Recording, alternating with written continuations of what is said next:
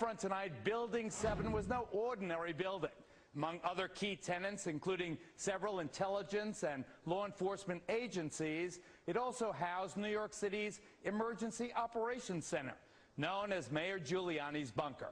Here to tell us what they know about its collapse and why they question the official conclusions are Bob McIlvaine, whose son died in the World Trade Center, and Tony Zambati, a mechanical engineer. Nice to see you guys. Welcome. Thank you, welcome. Nice to meet you, Ron. Our condolences, obviously, for your loss. But Tony, let me start with you. You're an engineer. Are you suggesting that the official account that Building 7 collapsed because of the fire melting the steel or in some other ways, destroying the integrity, the structural integrity of the building, that's false? You think that that's false? Yes, I do. And for a couple of reasons. One is that Building 7 came down. It went into a sudden collapse across the full width and length of the building for 2.25 seconds, which amounted to 105 feet or 8 stories, 8 13-foot tall stories.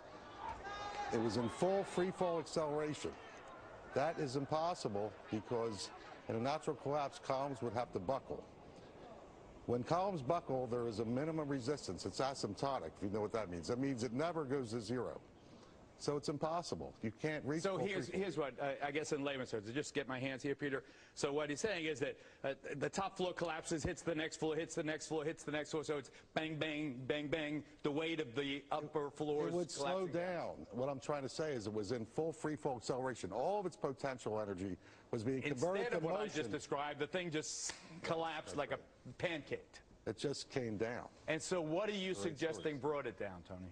I'm suggesting there was some form of demolition devices in that building for 8 stories or more.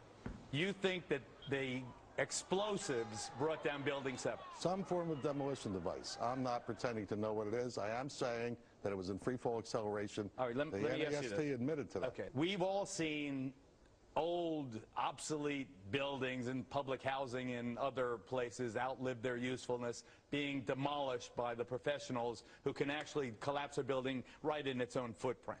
That's what it looks like happened to Building 7. Do you believe that's what happened? Yes, I do believe that's what happened. And why do you think they're lying about it?